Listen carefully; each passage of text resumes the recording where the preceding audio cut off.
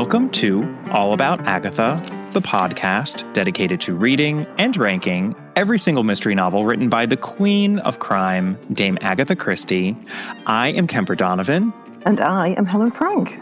And Helen Frank has joined me today to talk about the Secretaries of Agatha Christie.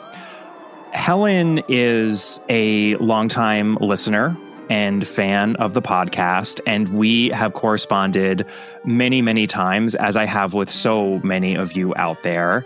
I told you all this a little bit at the end of my previous episode, but she reached out to me and said, you know what would be a really great themed episode, because I've now gotten into the habit of doing these themed episodes of Agatha Christie. You should do something on the Secretaries of Agatha Christie. But she didn't just give me a great idea. She gave me a ton of research, so much research that I told her she had to come on to the podcast and do this episode on the Secretaries of Agatha Christie with me. Even though, she was just coming at me as a listener, this was not something that she asked for. And she even mentioned when she accepted my offer to come on the podcast that there might be a little bit of trepidation, but, Agatha Christie was all about fortune favoring the bold. She valued courage in her plucky heroines. So Helen is taking a page out of Agatha Christie's own books and joining me here on this podcast. So welcome, Helen. I'm so thrilled that you are here. Thank you. And thank you very much for having me. This is slightly odd, the podcast talking back at me, but I'm sure I'll get used to it. The parasocial relationship has gone full social. All right. Well, I'm going to tell you all a little bit about Helen before we get started. Helen is a third generation Agatha Christie fan. Her grandmother and mother are voracious readers, and like many people, Helen started reading their copies, her mother and grandmother's copies of mystery novels as a child.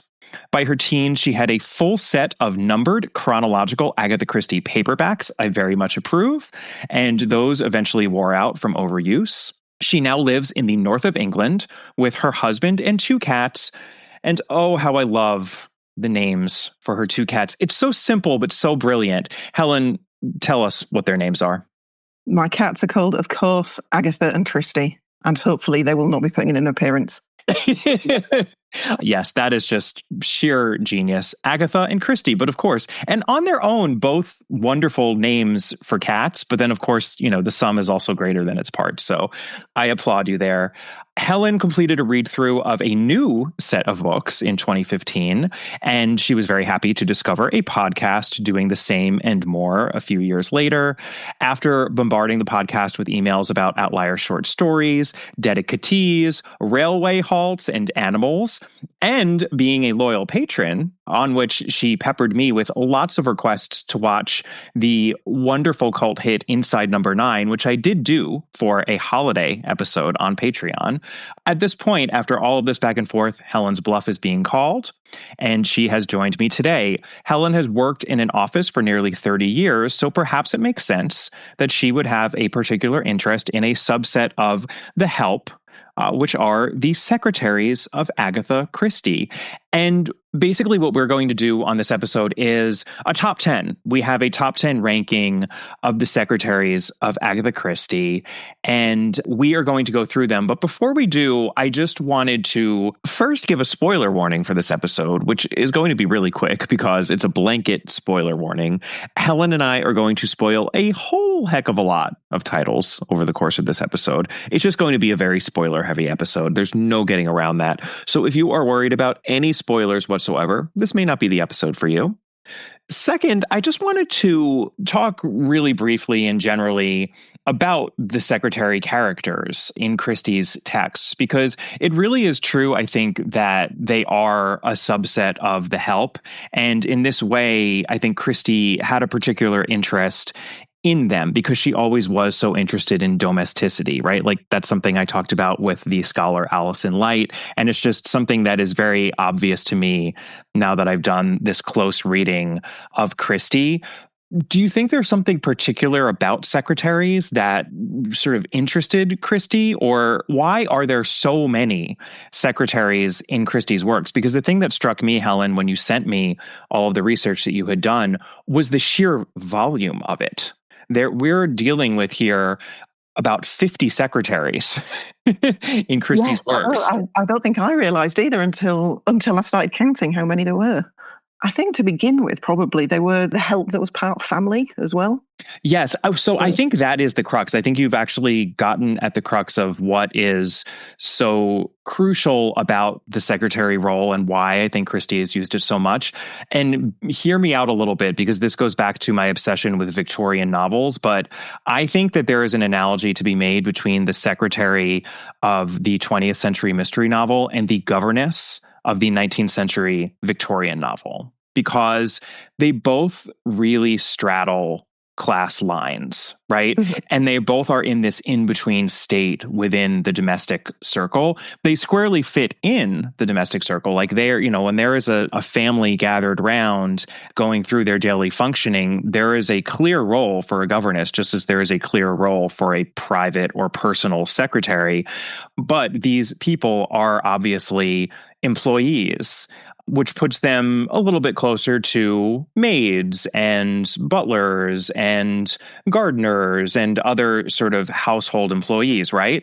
But the big difference is that these people tend to be very well educated, because the services that they are providing require expertise in writing and reading and business and, just sorts of areas that one can only acquire an expertise in by being educated oneself. So it immediately creates this tension, right? Where you have someone who's in a subordinate role, but who may actually have a sort of educational base that's much more similar to the people who are employing them, and someone who is existing within that space, that sort of tension, I think is a perfect character to use in a mystery. And I'll be honest with you, Helen, I don't often talk about my own mystery writing on this podcast, because I think that could get tedious real quick. And really, when Catherine and I started this podcast, we said right away, this is not a podcast where we're going to talk about ourselves personally or our careers all that much, because we're coming at this as fans. Like, this is about Agatha Christie, whatever that means, her texts, the scholarship, the fandom, etc. But I will break that rule for a second, because as I was just thinking about the secretary role, I realized that I have written 2 mysteries thus far, and I have inserted a secretary in both mysteries. I mean, I call, they tend to be called assistants these days and not necessarily secretaries, but it's absolutely the same role. And I think that I did it for the same reason, which is that there's just a lot going on there. And I think there's a lot to play with these characters. And I guess importantly for a murder mystery, they're an outsider to some degree, especially if you're writing the sort of closed circle type of mystery in an isolated place. They're a reason why there's somebody there who's not the family. Exactly. They're close to the family, but always on the outside of it. And yet, very much in this sort of an intimate relationship with at least one person, right?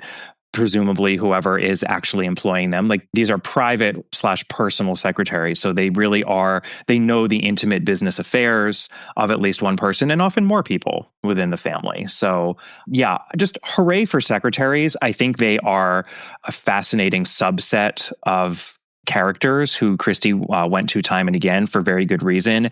And I think well worth this themed episode. So it's just a really, really brilliant idea, Helen. I think we should probably get started. Okay. And we are going to get started on someone who I would never have put on this top 10 list if it were me. And this is the joy of this episode, because I've said this before, but also the podcast started as a dialogue between me and Catherine. And I love whenever I can get a guest co-host such as yourself, brave enough to come on and to argue these things out with me, because I think you're going to show off some love for a book that does not perhaps get enough love on this podcast. So could you tell us who our number 10 secretary is? Yes, at number 10, we have Rupert Bateman, who is a secretary in the Seven Dials mystery, a podcast not favourite, I think. He is secretary to people that are renting chimneys from Lord Caterham. He's on this list because he has a very clear analogue in the P.G. Wodehouse Blandings books. And instead of being Rupert Bateman, it's Rupert Baxter in those books. Yeah. So I never realized that there was such a similarity between the names here, Rupert Bateman and Rupert Baxter. And it's Sir Oswald Coote. That's Sir Oswald is the self-made millionaire who has been renting out Chimneys. And yes, Rupert Baxter is his secretary. So I'm embarrassed that I didn't make that connection between Rupert Baxter and Rupert Bateman. The reason I didn't is that I'm shockingly badly read when it comes to the Blandings P.G. Wodehouse series, the Blandings Castle series. I think I've read all of the Jeeves and Wooster, but for some reason, for no good reason, I never got into Blandings. And I feel like this is maybe the kick in the pants that I need to do it. There are a lot of them. there really are a lot of them. But it makes sense because I think you were saying the reason that you have so much affection for The Secret of Chimneys and the Seven Dials mystery is that it just feels like it shares so much DNA with Wodehouse and maybe even specifically these Blandings novels. Is that right? That's right. Yeah. I mean, the Chimneys books, there are murders in them, but they don't seem to matter very much. It's all very hijinksy and, it's secret societies and stolen jewels. It's not grisly murder as such. Right. And then the Blandings books, they're all about pig napping and memoirs and secret engagements. So they always seem to me very, very similar. And so I think I've probably got more affection for The Secret of Chimneys and the Seven Dials mystery because of that. You know what's funny? I think it's definitely the pig that put me off. You actually put your finger on it when you said the pig nappings. There's so much pig stuff going on in those books, and I remember I was like, I don't know if I can do the pig thing. I that might be a bridge too far for me. But I'm sure that P.G. Wodehouse pulls it off with his usual charm and elan. But yeah, and you did mention that the first two Wodehouse books with Rupert Baxter had already appeared by 1929, by the time that the Seven Dials mystery was published. And the third one even appeared in 1929. So it almost definitely wasn't coincidental on her part. I think she absolutely loved to plant those little Easter eggs in there. And, I talked about this on a recent Patreon episode when I finally read the Leavenworth case by Anna Catherine Green. And there is a plot point in that book. I won't be more specific because I don't want to spoil either it or the mysterious affair at Styles, but there is a plot point that she lifted so unreservedly that it feels like she was just doing it as a lark and daring people to make the connection and just think, oh, that's so fun. That's, you got that from the Leavenworth case. So I completely believe that she meant for people to think of Rupert Baxter when she created Rupert Bateman. It makes sense. Well, I mean, I think the whole thing, Chimneys is I think, quite blatantly Blandings as well. Yes. It's so P.G. Wodehouse. And we know that was a lifelong regard that she had for his books because she dedicated Halloween Party all the way in 1969 to P.G. Wodehouse, whose books and stories have brightened my life for many years. And we know that the appreciation was mutual. He enjoyed her work as well. So I guess I realized that before because it's pretty obvious how Woodhouseian those books are. But I think this just seals the deal on that or just helps sell it. So worth 10th place. I begrudgingly have to admit that I think Rupert Bateman has earned his spot in 10 out of 10 of the Secretaries of Agatha Christie. Yeah. Next time you read the Seven Dials mystery, maybe you should read Summer Lightning immediately before it, and it might enhance the experience for you a bit. Okay. Well, I did that with The Prisoner of Zenda right before Secret of Chimneys, and it went up a couple of slots. So I will take you up on that suggestion. Will do. All right. Give it a few years, and they might make it out of the bottom 10. All right, let's move on to number 9. And I've got a tie here. A tie between Alfred Inglethorpe and Major Knighton. So Alfred Inglethorpe, as many of you know, is from The Mysterious Affair at Styles, and Major Knighton is from The Mystery of the Blue Train. And I think it's really interesting that in the 1920s, which is a very secretary-heavy decade, Christie bookended more or less that decade with a pair of secretary murderers. But I think they couldn't be more different in terms of their portrayal. I think a lot of people will have actually forgotten that Alfred Inglethorpe was a secretary. He was the secretary to Emily Cavendish before he wooed her and married her, and she became Emily Inglethorpe. So he used that intimacy as a secretary to his own ends. And as we learn at the end of this book, so did his kissing cousin, was in on the whole thing from the beginning. So that's a very interesting use, I think, of the secretary role. And then Major Knighton is I found a little bit more of an attractive figure. He sort of is romantically involved in some of the many, many love triangles that take place in that book. And he too, I think comes as a surprise, given the tricks that Christie is playing in that book. It certainly comes as a surprise that he is the murderer. But it's another instance in which, he's right there and perhaps overlooked because he is a member of the help. And I think it's an early use of that trope. Helen, what do you think about Alfred Inglethorpe and Major Knighton? Yeah, well, I think the other interesting thing that they show is they bookend the 20s, and they bookend basically all male secretaries as well in the 20s. All the secretaries in the 20s are men, except for one, Miss Oscar, who was also in The Secret of Chimneys, but it's quite a minor role, and she's really a government employee, I think, rather than particularly a secretary. Two theories. I think secretaries in the 20s probably were mainly men, but they're secretaries that are traveling around with their employers a lot, which I can imagine having a female secretary and doing that would have raised a few eyebrows. And I think, in fact, in the first secretary in the 1930s, Gladys Cram, she travels with her employer to St Mary Mead. And I think Miss Marple and the other ladies of the village do raise their eyebrows at it a bit. So I think there's a good reason, not just real life, why there are a lot of male secretaries in the 20s. Absolutely. I think that, Christie was always writing from life, right? So I think that there were probably, and, we don't necessarily know this, we're just kind of extrapolating from Christie's text, but knowing that she wrote from life, and it seems right to me that there were a lot more male secretaries earlier in the 20th century, and that the role even potentially morphed a little bit.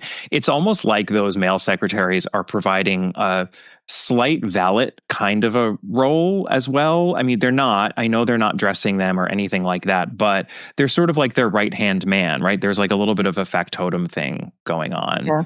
And that is a figure that existed for a long time, and that stretches back hundreds of years before that. So it feels like the secretary role fills that a little bit, and then perhaps as travel just became more normalized and less of something that was where you really needed someone, like you had to rely on someone in these sort of intimate spaces. It makes sense to me that you would see fewer of the male secretaries. Not that we have a dearth of male secretaries, honestly, later on in the canon, which we'll get to, but it is interesting how all of the secretaries in the 1920s are men, except for Miss Oscar, as you mentioned.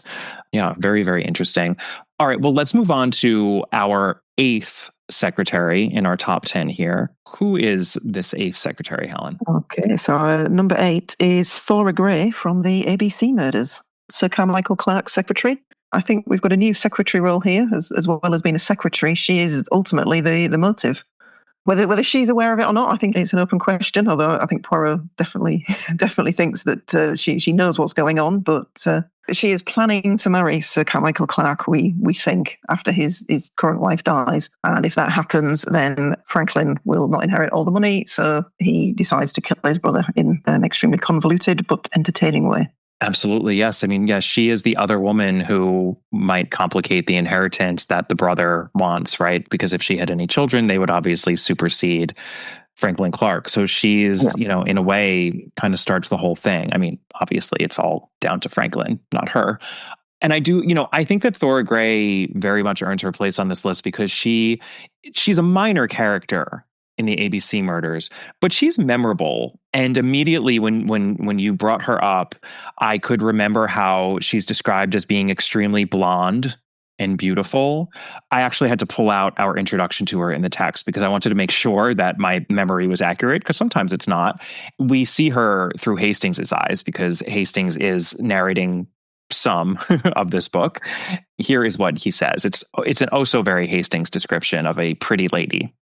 My attention was caught at once by the girl's extraordinary Scandinavian fairness. She had the almost colorless ash hair, light gray eyes, and transparent glowing pallor that one finds amongst Norwegians and Swedes. She looked about 27 and seemed to be as efficient as she was decorative. I love the specificity there. She looked about 27. He's like putting his finger to the wind. Yes, 27, by Jove. Well, in her 20s, so we're still young enough. You can definitely hear his regard there for her. And that's why I also like the fact that it is left as a little bit of an open question. I mean, Poirot, I agree, definitely thinks that Thora Grey knows exactly what she's doing. And so there are some within the book that think she's a little minx. But then is she really? I like the fact that we don't necessarily know everything that there is to know about her. I think this is one of those examples where not every loose end is neatly tied up into a bow at the end of a very satisfying Agatha Christie novel. That's also, I think, one of the reasons that the character resonates and is memorable. I will just also point out that Thora Grey is by no means the only secretary on this list who is going to be described as efficient. I actually noticed as I was boning up for this episode that it almost seems to be a little bit of a tick of Agatha Christie's that every secretary or almost every secretary who she deigns to describe in detail gets that descriptor of efficient. It almost seems to be a requirement of the job as far as she's concerned. Do you think that's fair? I think so. I mean, well, if you're, as a lot of the major secretaries are, like you said at the beginning, private secretaries, you probably only want efficient people in your house. We probably don't see the inefficient ones that get fired very quickly. Although I think we are going to come up against one very inefficient secretary, who is one of my favourites. All right.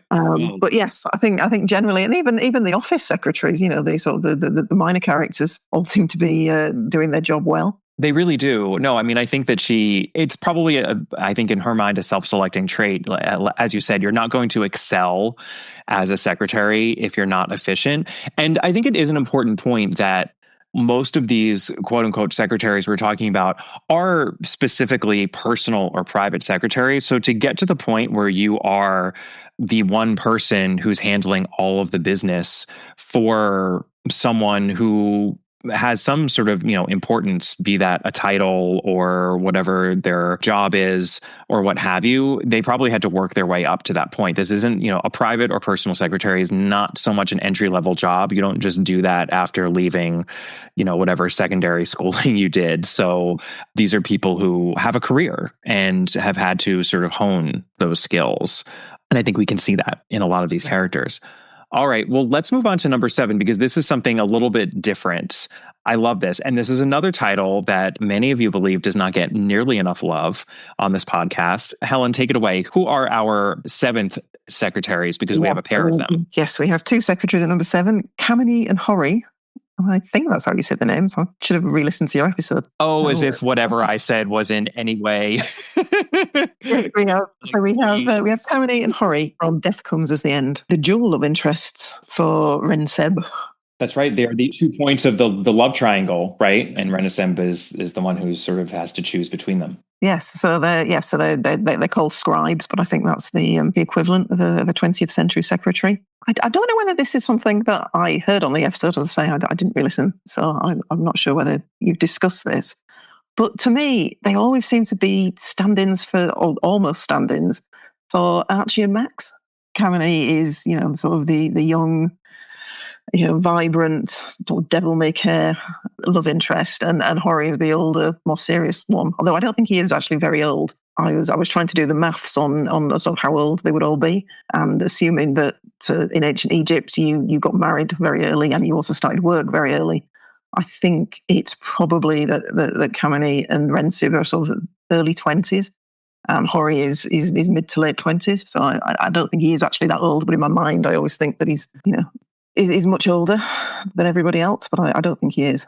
Absolutely. Well, and I think age gets, so mixed up when we're talking about people in antiquity, because probably to be 30 was like in ancient Egypt was the equivalent of being like 60, or 70 now, because people, the lifespans were so much shorter. But I definitely also got the sense that this was a bit of an Archie and Max sort of dichotomy that was happening here. And look at who she chooses in the end. She certainly goes more for the Max person.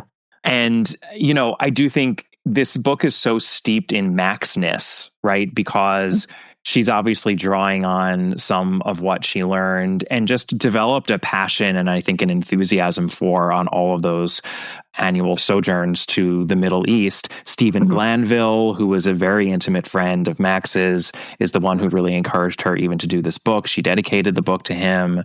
I think it makes a lot of sense to think of Hori as the Max character. I think that they fill the same role as secretaries/scribes in this ancient setting as the secretaries tend to do in her contemporary novels. So I think they absolutely belong on this list. And, they're two people who are coming into this family. There's a lot of intimacy there, and there's a lot to suss out in terms of what their motivations are, and then as to how Renesmee feels about them. So, yeah, I think this is absolutely her making use of that secretary role, just as she did in so many books before and so many books after. Before we get off of Death Comes at the End, I just want to give you the opportunity. How do you feel about that book within the canon, Helen? Where would you rank it? Yeah, I think it's probably a mid-ranker one for me. Although one reason that I do like it is I have heard, you said at the beginning, I'm a third-generation Christie fan. I've got a great photo of my grandma reading Death Comes at the End on the beach on holiday in the 1950s. And she's got the original cover. She's sat in a deck chair and she seems to be really enjoying it. So that's lovely. It's definitely a family favorite. That's really lovely. Well, and that is the same edition that I will be reading out of when I do my reread at some point this year. I have promised that I'm going to do it, and I think it's going to come up a few slots. I'm so open to it now. If you read Christie with an open heart and an open mind, I think it's hard not to be charmed by what's there, but we'll see. So I don't know. I mean, I really remember disliking it when I reread it for the podcast. I was shocked by how much I did not enjoy my reread of that book. So yeah, we shall see. I was trying to fit Hori as the detective in Death Comes at the End, so that we had a detective secretary. I guess he kind of is. Kind of. There are a couple of characters that are almost detective-like in that book because there is no straight-on detective, but he's probably the most. So I'll give you that. He's our detective secretary. Well, and we will have some detective-adjacent secretaries in this list yet to come. So, all right, let's move on to number 6 on our list here. I will take this one. Ella Zelinsky from The Mirror Cracked from Side to Side. We are now a bit later here in the canon. This is very much a 60s book. And Ella is a victim. She is a victim in this book. I will always remember, actually, the way that she died. There are so many gruesome and memorable ways to go in Christie novels. And it's not that this one is particularly gruesome, but there's something about poor Ella being sick, right? She's sneezing all over the place and she has a cold or she has allergies, whatever. And she takes a whiff of that atomizer because she's trying to clear her nasal passages and realizes too late that it's cyanide and just dies. And I remember Catherine actually saying when we covered this novel on the podcast that was her personal nightmare because Catherine had asthma and she just had a lot of respiratory issues. And I have to agree, I think it's the vulnerability. It's that vulnerability, and we've all been there. We've all had bad colds, and just you're trying to get relief, and then nope, cyanide. That she's dead. I'm a hay fever sufferer, so yes, it's near the top of my my horrors of things that you could accidentally do to yourself. Exactly. I will note that Ella is described as having short-cut black hair and a wide forehead, which is not ever how I picture her. Whenever I picture her, I picture a blonde.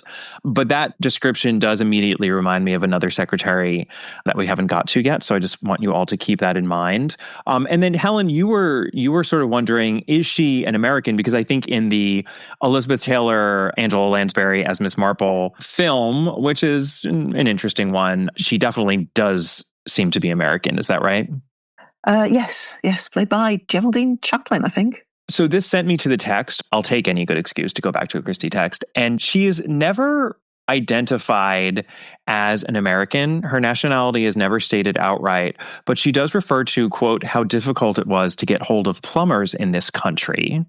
This country seeming to indicate that she can't be from England. I don't think someone from England would say that in England. And yet, having researched the Americans of Agatha Christie, I feel like Christie would have identified her as an American, or at least given her some idioms to, run off. But she doesn't have any of those. So I'm going to go ahead and make the bold statement that Ella Zelinsky is a Canadian secretary. I think she's from Canada.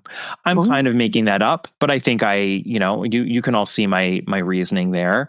I'm gifting her to all of you Canadians out there, as an American who feels like I should be giving as many gifts as I can to our neighbors up north these days.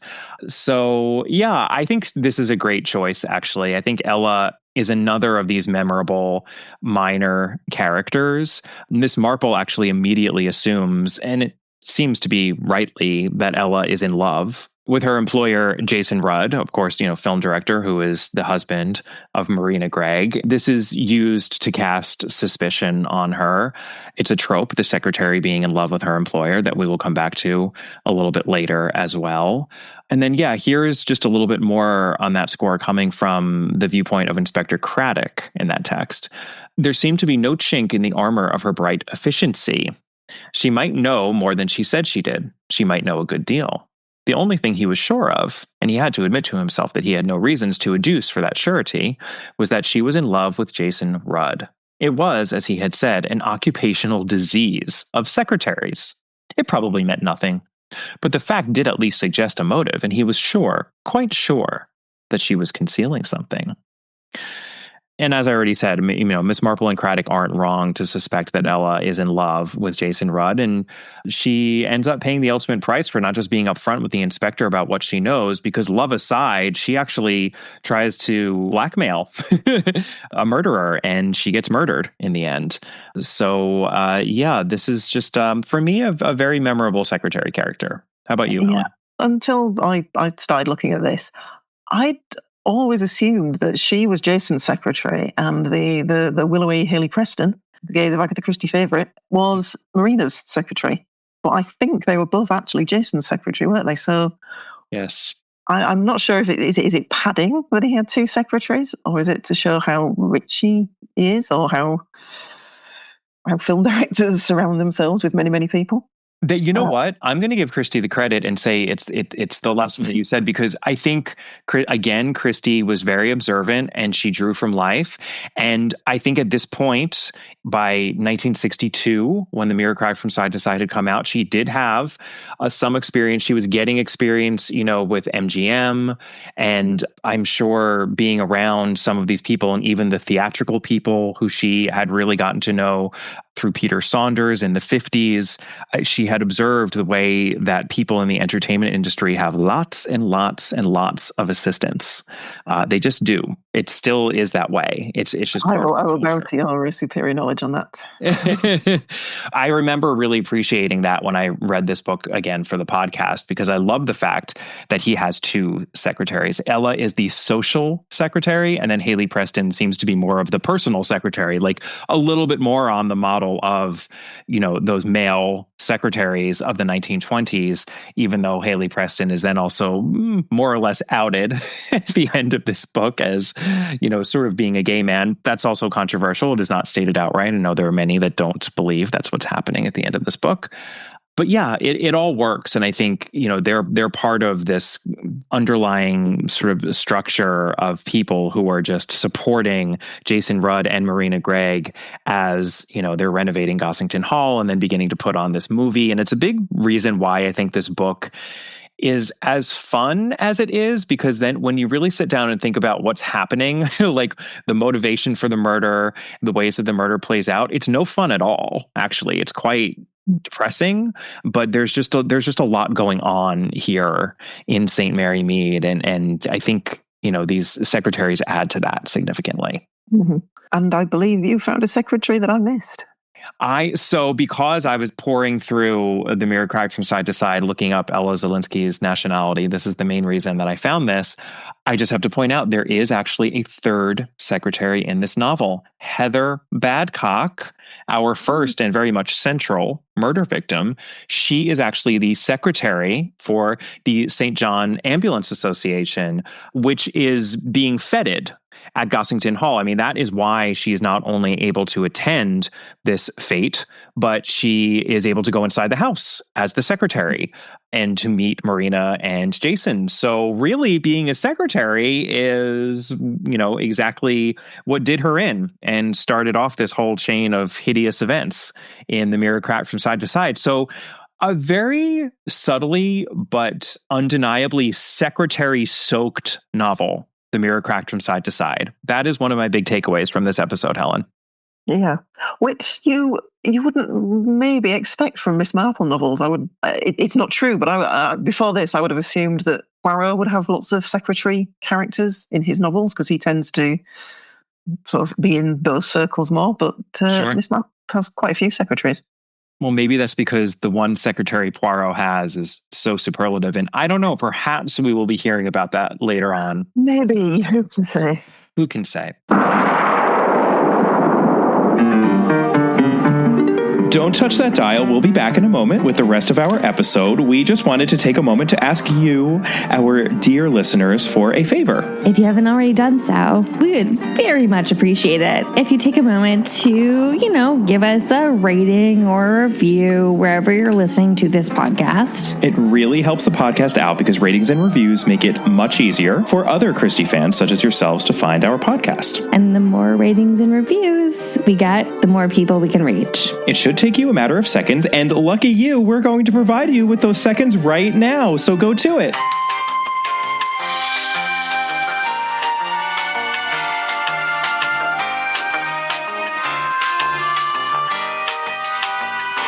Thank you so much. And now, back to our regularly scheduled programming.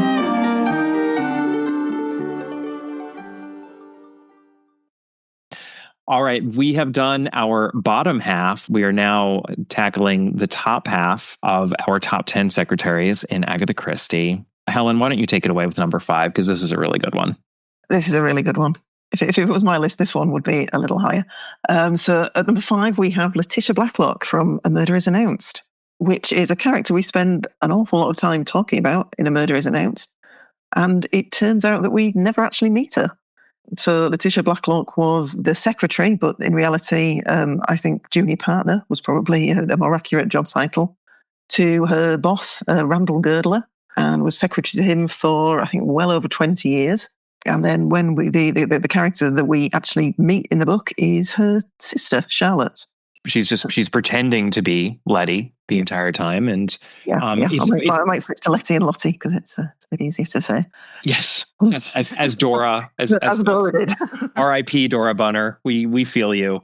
It's one of these interesting Christie characters that we feel we've seen, and we feel we've seen her a bunch, and that we know her a bunch, and part of that is due to the trick of Lottie impersonating Letty, but it's also, I think, due to the fact that we actually do get, and this again was another good excuse to send me diving back into a Christie text.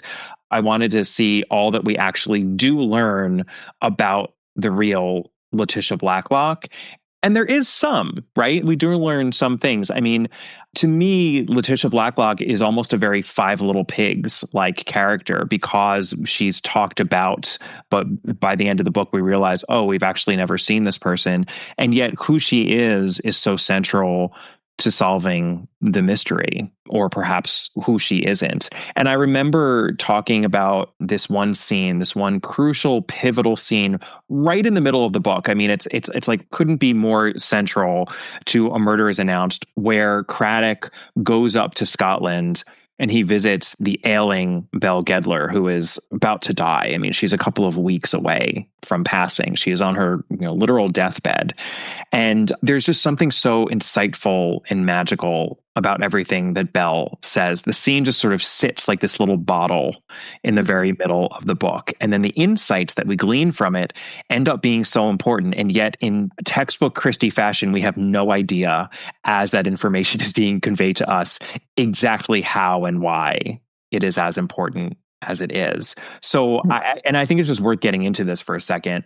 First, we have to remember the entire plot of this novel hinges on the fact that the financier, Randall Gedler, decided to leave his massive fortune first to his wife, which makes sense.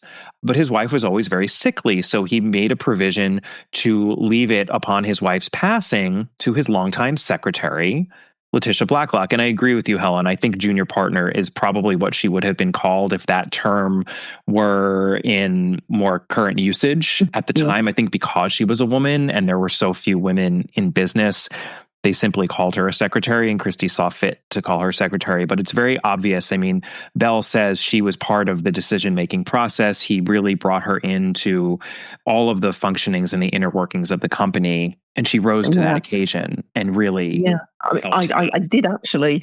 I went down a bit of a rabbit hole, because in the book it does actually say that that Letty left home and left her tyrannical doctor father, and went to London and trained as a chartered accountant. Yes. Which I thought was obviously a very unusual thing to do for a woman in the, I guess, just before the First World War. So I did a bit of a Google, and in the mid-1920s, there were 10 female accountants in the UK. So she would have been, a very unusual. It would have been a very unusual job for a woman to have. And I'm sorry, you didn't say tens of female accountants. You said literally 10. 10. There were 10. 10 out of. Yes, there were 7,458 members of various chartered accountancy associations in the UK, and 10 of them were women. Wow. Yeah, I mean, she is making her an unusual person. And it is, I think, such a great detail, too, that tyrannical father. The notion of these two girls, and they had this tyrannical father, and Letitia just could not wait to get out from under him.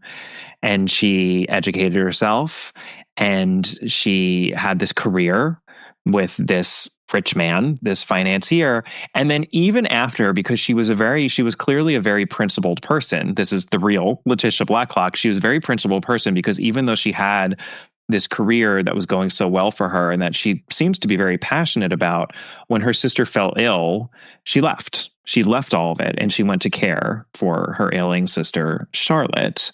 And of course, we know what actually happened, but that's, I think, also significant. And throughout this whole scene, by the way, with Bell and Inspector Craddock, she's referred to not as Letty, which is how everyone else refers to her in this book, but as Blackie, which I think is also significant that she gives her this different nickname. And it's a little bit more of a forthright kind of, I mean, I'll say masculine sounding name, just because I think that's what Christie's trying to do here. She's trying to show what Letitia was actually like. And Bell actually talks a lot about how masculine Letitia was, Blackie, and how she didn't really enjoy being a woman the way that Bell has enjoyed being a woman. And then Bell kind of goes on a tangent about that.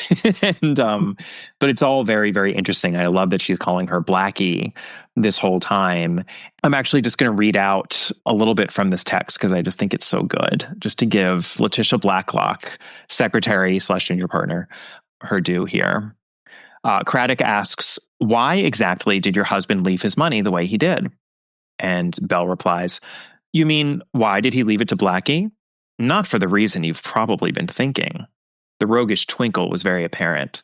"What minds you policemen have! Randall was never in the least in love with her, and she wasn't with him. Letitia, you know, has really got a man's mind. She hasn't any feminine feelings or weaknesses. I don't believe she was ever in love with any man. She was never particularly pretty, and she didn't care for clothes. She used a little makeup in deference to prevailing custom, but not to make herself look prettier." There was pity in the old voice as she went on. "She never knew any of the fun of being a woman." I think that's really interesting, because what is one of the other aspects of A Murder Is Announced that gets mentioned practically, in the same breath as the title? It's the fact that the book pretty clearly depicts a loving lesbian couple, right? Yeah. And this description of Letitia Blacklock, which I completely forgot until I had to zero in on, this exchange, because it's one of the few times that we hear about Letitia Blacklock. I'm not saying that Christie was, if you would ask Christie, is Letitia Blacklock a lesbian? I think she'd be like, what? Please go away. But very interesting to me in this book of all books that we get that sort of a description of Letitia Blacklock. Yeah, and I think it also contrasts with what Dora says, because I think some of the times when, I think it's when Dora's talking to Miss Marple, she's quite obviously talking about both sisters, and sort of when you go back and reread it, you can tell some of the statements are about Letty and some are about Lottie.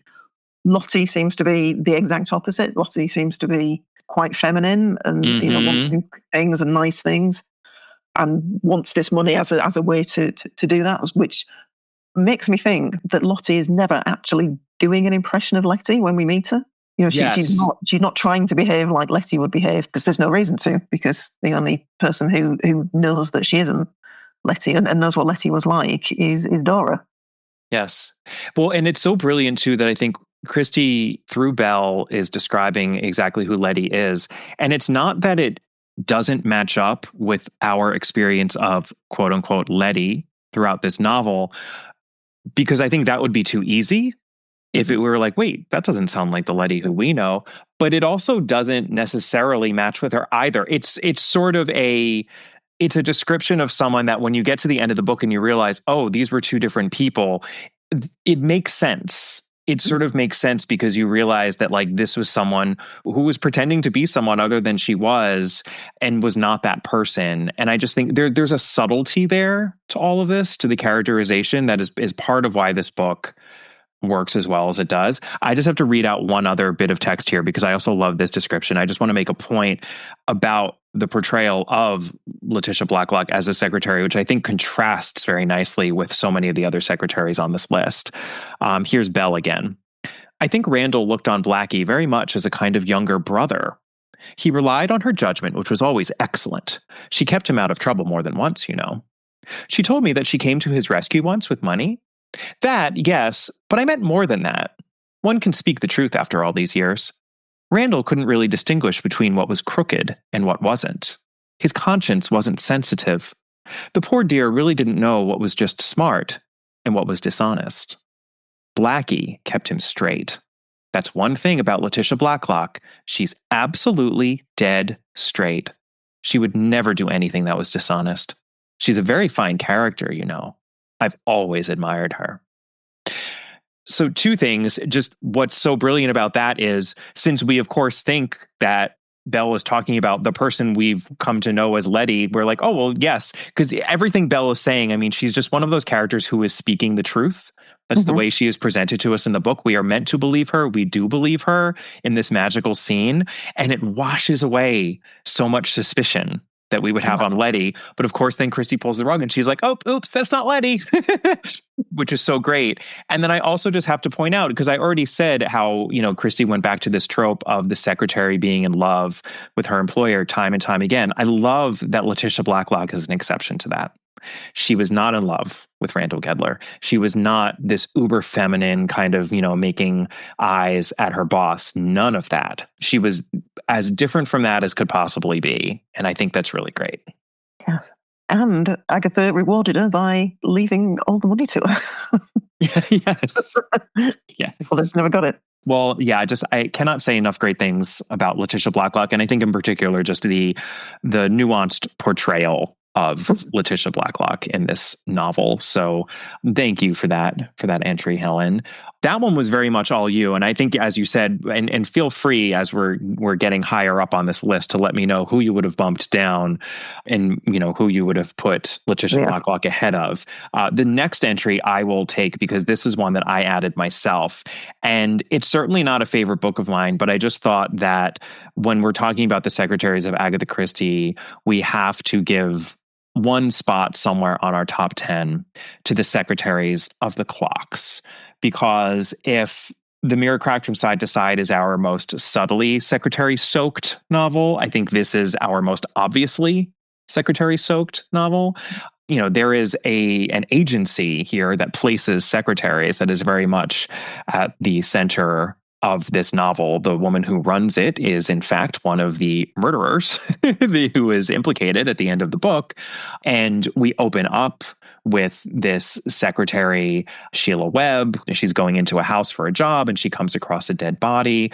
There is another secretary from the same agency, Edna Brent, who becomes a secondary victim. She's an additional murder victim within this novel. And then, as I mentioned, Miss Martindale, who runs the agency, she is actually one half of our murderous pair who is pulling off all of this.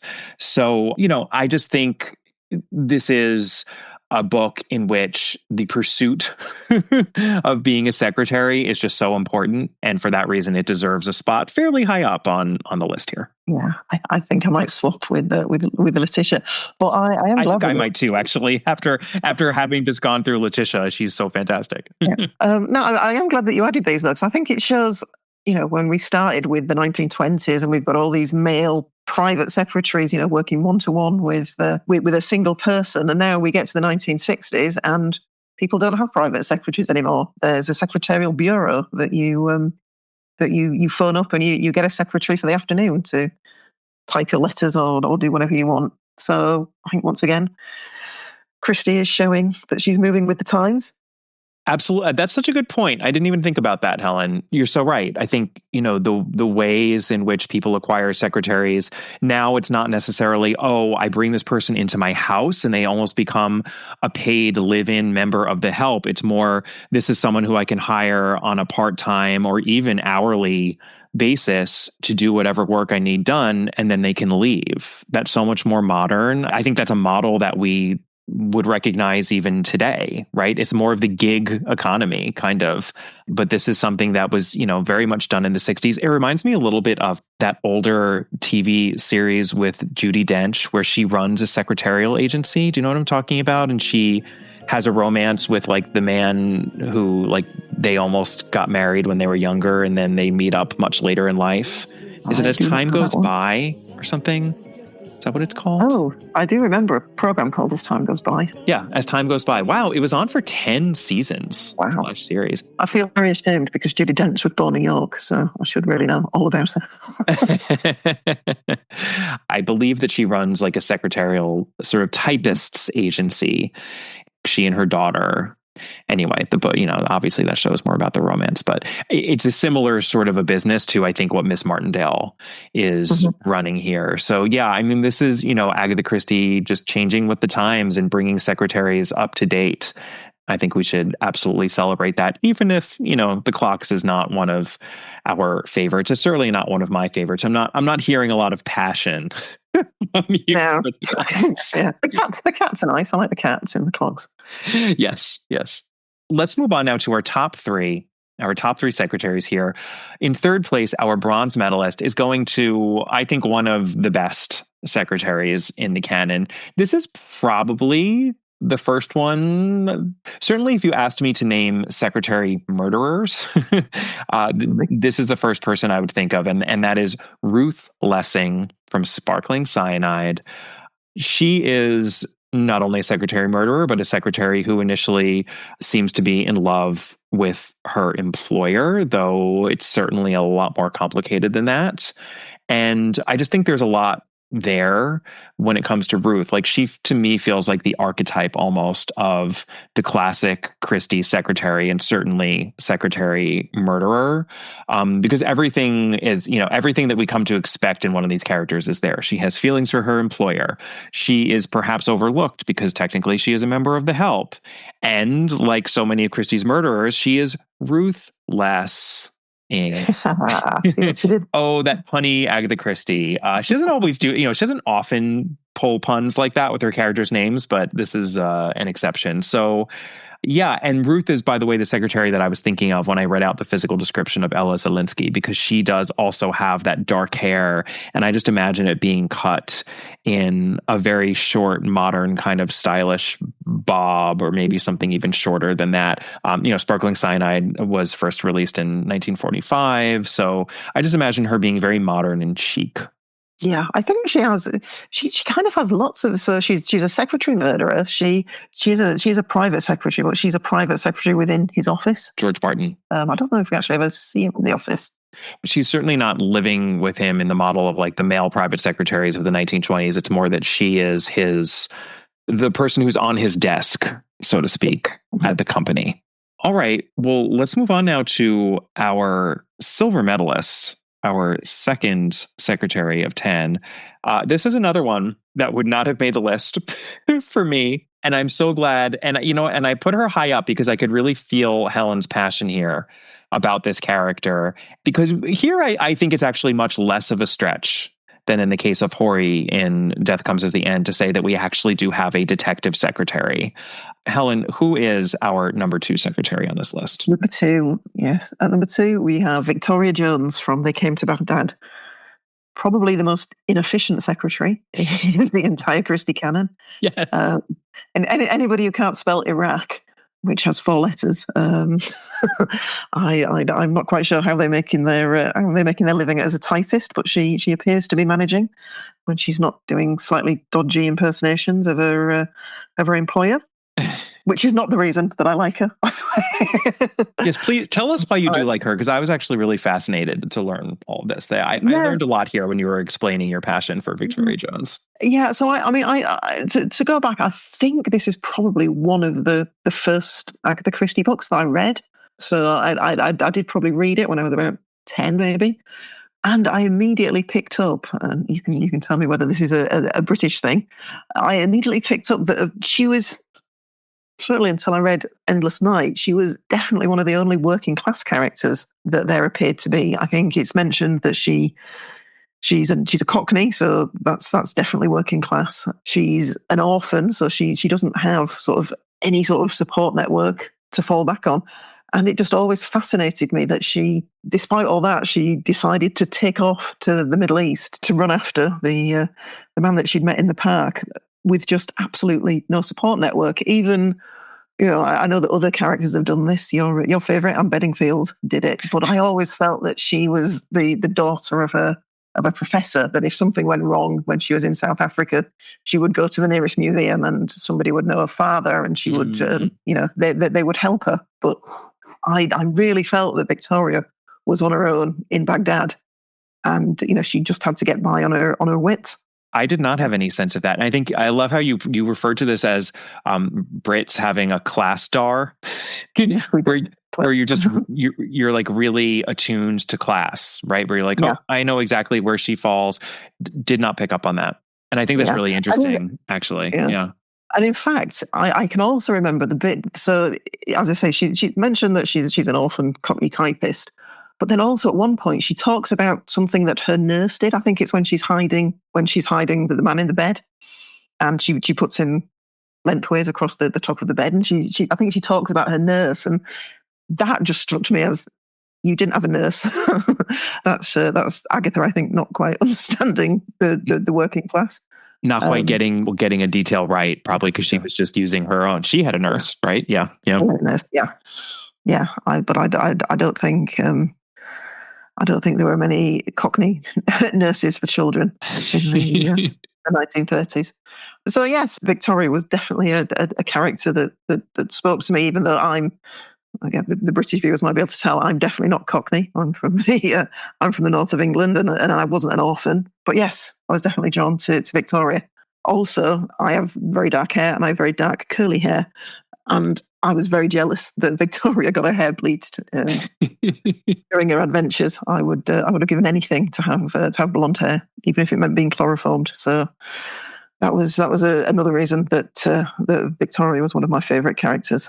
It's certainly preferable to the hair bleaching that happens in the body in the library. I think that's one, where you. I don't know, but I mean, I think I remember Catherine's rant about bleaching hair. It's a bit surprising that Victoria didn't notice either until I think she sees it in the mirror. I think she would have been surrounded by an aura of bleach, but yes, that's all really fascinating to me, and I think makes sense. Because Victoria was just not a character who spoke to me in any way whatsoever. But this is the beauty of books. They speak to different readers differently. And I think I really appreciate getting that perspective on her. Yeah, Victoria is my Anne Bedingfield. Yes. You know what? Fair enough, because I can completely understand, like, so much of why I love Anne, is just because I decided to love her, right? Like I understand when people find her annoying and don't have the same regard for that book that I had and that Catherine had as well. And I think what's also really valuable about Victoria on this list is that she is another secretary character who breaks the mold in so many ways, right? She is loopy and sort of inefficient and daffy. And she has this adventure in which she is really an investigative presence, like you said. So truly a sort of detective secretary. I mean, someone who is living a certain kind of a life and then goes and has an adventure like this without necessarily the safety net either. So truly an adventure. Like she is putting herself out there. She's not, going on a fancy boat and having all sorts of crazy romance along the way. I mean, the romance that she has almost does her in, right? She almost loses her life. So, yeah, very, very interesting perspective, I think, on this character and the book. So I am happy for Victoria Jones to be in the silver medal spot, even though I certainly never would have awarded her that medal myself. We can agree to disagree on They Came to Baghdad and Victoria Jones, but that doesn't mean that we can't be in complete and total and utter agreement on other things. And that is my somewhat awkward segue into our top ranked secretary. And this is not going to come as a surprise to many of you who have probably already been screaming the name of Miss Felicity Lemon, who is the only secretary on this list to have the distinction to appear in two separate series within the Christie oeuvre, which is, of course, Parker Pyne. That is when she was first introduced in the case of the middle-aged wife and the case of the discontented soldier. And then in so many Poirot short stories and novels, so many of them that I'm not going to list them. I will note Hickory Dickory Dock. She is actually the way into the mystery, right? Because it is Miss Lemon's sister who runs that hostel where so much of the intrigue of that novel takes place, or really all of the intrigue. So just, I think we cannot overstate how important this character is to the Christie canon. And she's certainly efficient, isn't she? She must be. She must be. If we take the dates of the stories that she appears in, she worked for Poirot for over 40 years. So I can't imagine anybody working for him for 40 years unless they're efficiency personified. And you actually worked out her age a little bit. I mean, we're all used to trying to figure out how old Poirot is. But what about Miss Lemon? Please, go ahead. So in How Does Your Garden Grow, which is 1935, it says that she's 48. I think it also says that she's in her 40s maybe in the Parker Pyne ones as well, which were earlier. And then, so as she's still working for Poirot in Elephants Can Remember, which is 1972, that would make her 85 by Elephants Can Remember. So she's following Poirot into working well into her retirement. 85 years old, and she's still working. It seems to be working every day. I would kind of expect nothing less from Miss Lemon. I hope that she, was able to enjoy some retirement, though, after she finally threw in the towel on Monsieur Poirot. I think the fact that Miss Lemon could please both Parker Pyne and Hercule Poirot is also a testament to just her superlative skills as a secretary. I think they are very different kinds of bosses. I mean, we remember those elaborate schemes that Parker Pyne would concoct. So, the secretary to that sociopath of a man would have a lot to do, versus Monsieur Poirot is just, so fastidious and so detail oriented. And that's the wonderful thing about Miss Lemon. Christie created a character who was herself as detail oriented, if not more so, than her boss. So it's not as though Poirot is looking over her shoulder and saying, "Oh, you need to do this, you need to do that." She is there. This comes naturally to her. This is who she is. So, I really like that. They are in some ways perhaps the best suited pair among any two characters in the Christie canon. They are made for each other, the perfect employee-employer, secretary-boss combination. And I wouldn't forgive myself if I didn't just make a special shout out to Pauline Moran's finger curls on Agatha Christie's Poirot. I know that they have brought Catherine Brobeck a lot of joy, and they have brought me joy as well. And then I also would be remiss if I didn't mention, even though I have no desire to shout it out, the unfortunate fact that almost as many times as Christie references the efficiency of Miss Lemon, she also references her physical ugliness. That really is a part of the character. She's constantly talking about how hideous poor Miss Lemon is. And we forget that because A, I think we want to forget it because it's a little unsavory. And B, I think so many of us just have Pauline Moran's fabulous face, her fabulous finger curled lipsticked face seared into our brains happily. And that's one case. I think I've said this on the podcast. I'm very much a textual person. I first came to Agatha Christie by way of the text. As much as I love all the adaptations, it is very difficult for me to have anything in the adaptation supersede my experience of these characters and these stories in the text. Pauline Moran did it. Pauline Moran is, I don't even say that about Joan Hickson. There's so many people who say Joan Hickson is Miss Marple. Like, yes, I mean, she's brilliant at it, but no, when I think of Miss Marple, I think of the Miss Marple of the text. When I think of Miss Lemon, I literally think of Pauline Moran. Yes, absolutely. I think she's the exception that breaks the rule about being textual. Yes. The other thing about the beauty and going back to Hickory Dickory Dock, again, when I was looking at this, I realised that we now have, so we've got Lottie and Letty, where we've got the masculine or certainly not feminine secretary character, and her more feminine, more traditionally female coded sister, and we have the same with Miss Lemon and her sister. Oh, that's interesting. Yeah, we have Mrs. Hubbard, who is a Mrs. to begin with, that was married and lived with a husband abroad, and her not the most attractive sister. Yeah, I think Christie likes doing that, the opposites among sister pairs. It's interesting. I mean, I would also say it's remarkable how little we know about Miss Lemon for as consistently as she appears in the canon, but we can also say that about Monsieur Poirot and Miss Marple as well. Mm-hmm. I mean, she doesn't give us a lot to fill out when it comes to these series long characters. And I think that it's a really savvy choice because it just allows us to imprint a lot on them. And, especially the act of reading has to be such a creatively engaged endeavor if you're doing it right. And I think that she just leaves a lot of room for us to make these sorts of characters our own. So in that she's a cipher, I think, it's very much in the same model as her detective characters. Miss Lemon is part of that team, even in the books. I mean, much more so in Agatha Christie's Poirot, where we have the family of Japp, Hastings, Lemon, and Poirot. But even in the books, she really is part of this investigative team that helps get to the bottom of things. And I think that's in keeping with her characterization of Poirot himself. I mean, there's a sort of nice symmetry there since she is his employee and she's part of this investigative endeavor overall. Well, this was a fabulous exercise because I especially love that we've been able to talk a little bit more about so many books that don't necessarily get enough airtime or a lot of airtime on the podcast. But since this is all about Agatha and we are such completists on this show and Helen did such an amazing amount of work, we can't just leave it at the top 10. We have to talk about some honorable mentions. And I wonder if you could start us off, Helen, with our first honorable mention.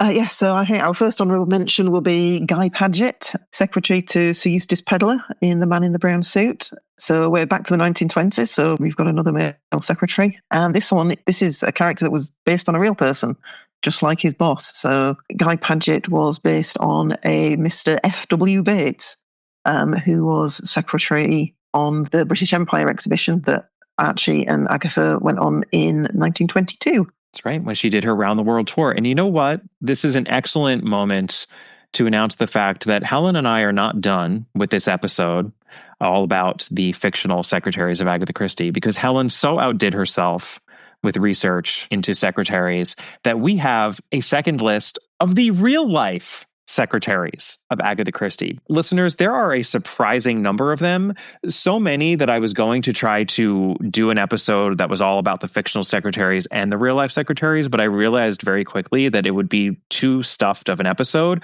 So Helen is coming back onto the podcast for a We'll second have episode to talk about the real life Secretaries of Agatha Christie. And you can bet that we will be talking about Mr. Bates. But yes, I think Guy Padgett as the fictional secretary, the fictional analog to this real man, on this very specific trip that Agatha Christie took. She talks about him, the real secretary, in the autobiography, and her description of his face, how he looks like a villain, even though he's just a nice, very nice man.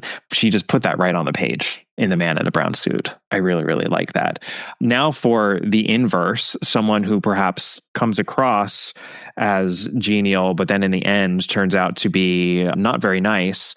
I would like to nominate Anne Shapland from Cat Among the Pigeons for an honorable mention. She is another really memorable secretary murderer to me, because I think at the end of the book, when she is unmasked as the killer, the claws really come out, right? She is the titular cat among the pigeons.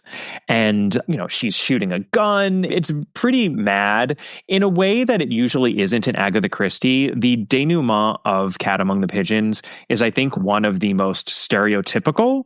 It's the ones that if you only, were brought up on Agatha Christie on screen, watching films and the television series, you would think that every Agatha Christie novel involves this grand denouement where all the characters are assembled and then someone, goes within a split second from seeming like a normal human being to a psychopath and then starts shooting everyone. That's very, very, very rarely happens, actually, in Agatha Christie. The books are much more grounded than that, but this is an exception, and it's fun. I think she pulls it off, actually. It's really fun. So I think Anne Shapland deserves a shout out. And as a secretary, I'm sure that Anne Shapland was incredibly efficient, because I know that Miss Bulstrode wouldn't have employed anybody who wasn't. Well, she was definitely a great multitasker, right? I mean, she was, keeping up this busy secretarial position and then scheming to commit all these murders at the same time. Although she was helped out. I mean, let's never forget, she didn't commit all 3 of the murders in that book. Only two. All right. This is a little silly, but I just wanted to shout out the Home Secretary in Nemesis. That's right. The Home Secretary of the British government, who does make an appearance in 1971's Nemesis when he describes Miss Jane Marple as, quote, the most frightening woman I ever met. And I think someone was making this point recently that I think it was actually a recent interviewee of mine, the author Jeffrey Round, how Miss Marple rarely talks about herself. So we often have to listen to what the people around her say about her to actually get a good sense of who she is. And I think the Home Secretary is right. She is one of the most frightening women that he's ever met, because her powers are that great. And, this is just more fuel to the fire of Catherine's dark Marple theory. I just wanted to shout out the Home Secretary. And from me, this is a dishonorable mention, because when you're trying to research secretaries and you Google things like secretaries between the wars, you just get lists and lists of people in the British government. So I'll bet. All right. Well, our final honorable mention is a big one. And I know this is someone who you definitely wanted to mention, Helen. So I will let you take this one. The last honourable mention is Major Neville in the Big Four. And for anybody who's wondering who is Major Neville, it's our very own Captain Arthur Hastings when he goes undercover with number 2, I think, Aber Island. Certainly a while since I've read the Big Four. Yes, maybe not long enough. Yes, Captain Hastings goes undercover as Major Neville with Aber Island, and unfortunately, although probably not very surprisingly, doesn't do a particularly good job. He falls in love with the Auburn head stenographer, so I guess another secretary, Miss Martin, and she turns out to be an agent of the Big Four, and everybody knows that Captain Hastings was there undercover. So not very undercover, it turns out. Indeed. Well, this sent me also down another rabbit hole when Helen identified the fact that Hastings acted as a secretary in the Big Four, because I said to myself, I have a vague idea that he actually was a real secretary, a private secretary, early on in his career. And sure enough, when I opened up my copy of The Murder on the Links, which is not a novel that I go to as much as others, Hastings identifies himself early on as the private secretary to an MP, and that is when he is speaking to his future wife when they have their meet cute on a train. And I would also say in the early Poirot short stories, those first stories that were mainly published in the Sketch, many of them were collected in Poirot Investigates and then much later on as Poirot's early cases. There are occasional vague allusions made to his having something to do other than tagging along on Poirot's cases, although I never really quite believe him. I think at one point he says that he's a recruiter, whatever that means. So, even if he was a fake secretary to an MP in the Big Four, that was 4 years after the murder on the Link. So it seems as though he at one point was a real secretary, and I suppose that helped him be a fake secretary later on. And I just love this in The Murder on the Links when he tells his future wife that he works as a private secretary. He says, "There's really awfully little to do. Usually a couple of hours every day sees me through. It's dull work, too." I am fairly certain that young Hastings is a terrible secretary. Talk about inefficient. I think his attention to detail is just terrible, just a mess. It's not surprising to me that he left off being a secretary, it seems, rather soon.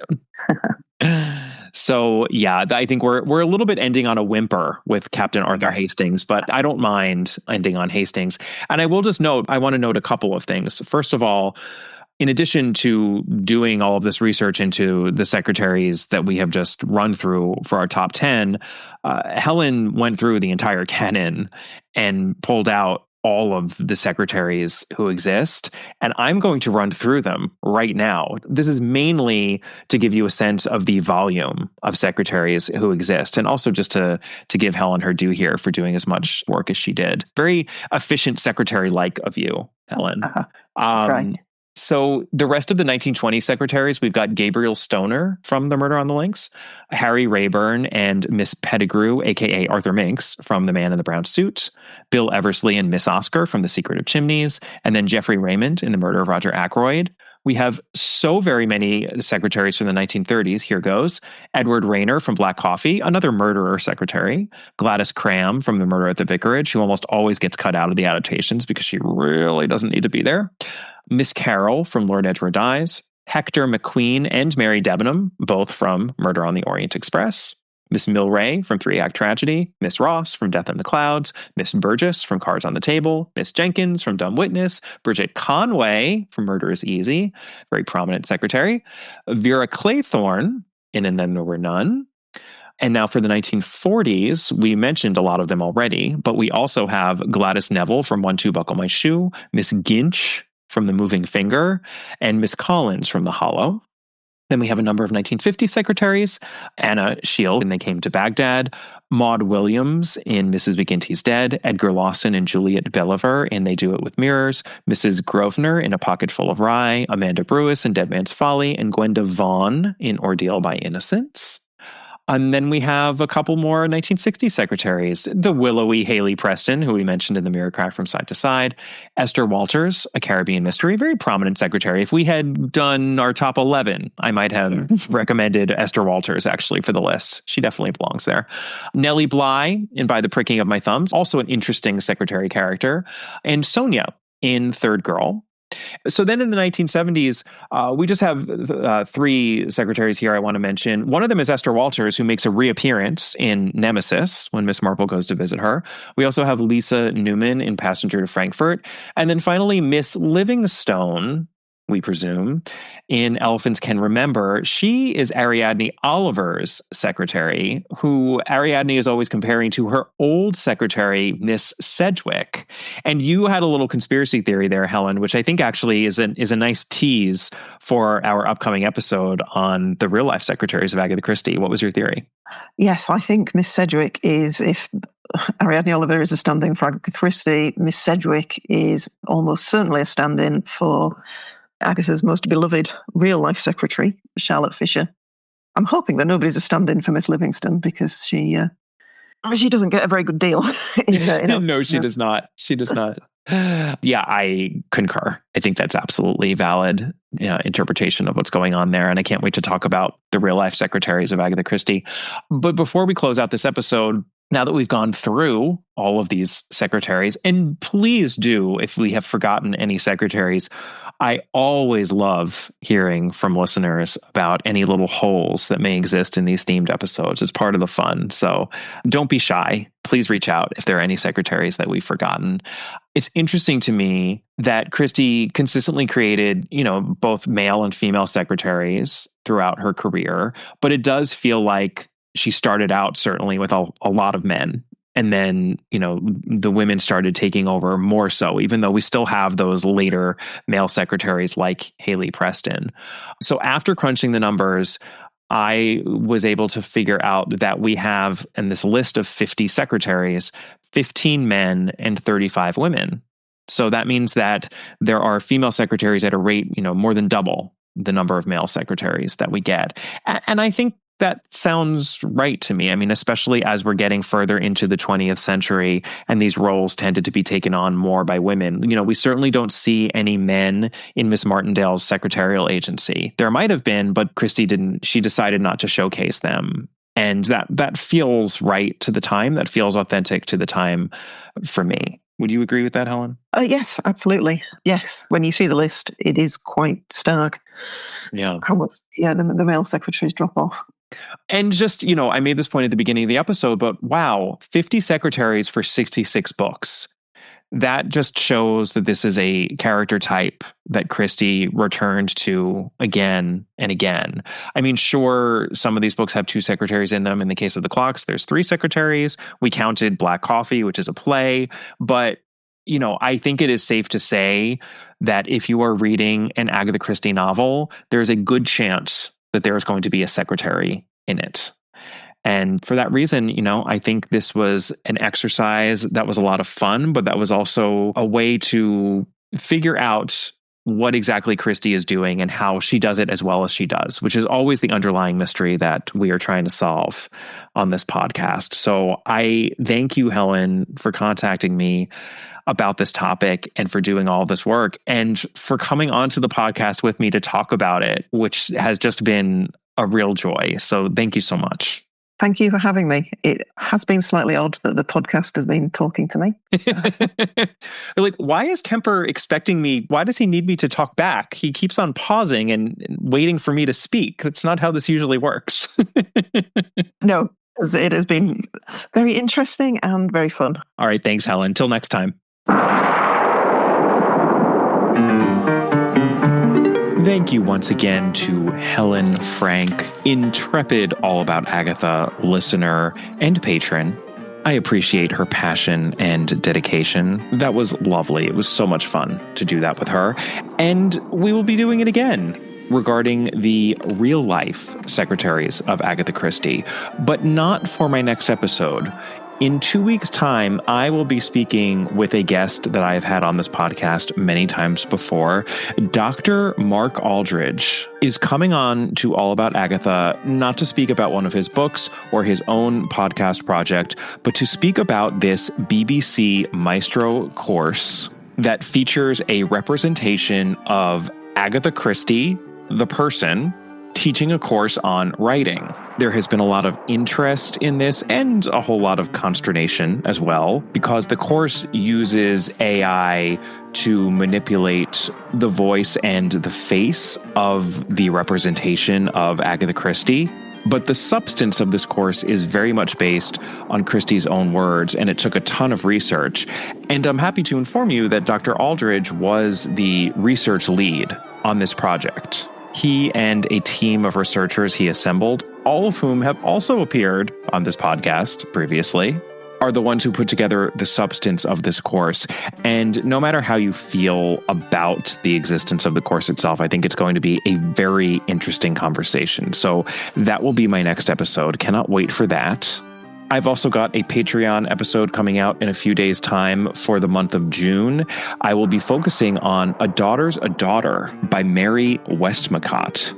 I actually first read the theatrical version because Christie first wrote that as a play before adapting it into one of her Mary Westmacott novels. It's a fascinating text. I love when I get to cover these Westmacott titles on Patreon. It's one of the reasons that Catherine Brobeck and I started the Patreon account. So that's happening in June. You can always email me at allaboutthedame@gmail.com, especially if there are any fictional secretaries you feel particularly devoted to, who you don't think got their due on this episode. I would love to hear from you and feature you in a future mailbag-focused episode. You can find the podcast on Instagram at allaboutagatha, and you can find me on my author website. Links to Patreon, links to my website in the show notes, as usual. And links as well to my 2 mystery novels within the Ghostwriter Mysteries series, The Busybody and Loose Lips. I will close with my usual plea as to ratings and/or reviews. They are still helpful. I still want them all. And I thank you for those who have submitted them already, or who may do so right now. All right, I'll see you next time. Bye.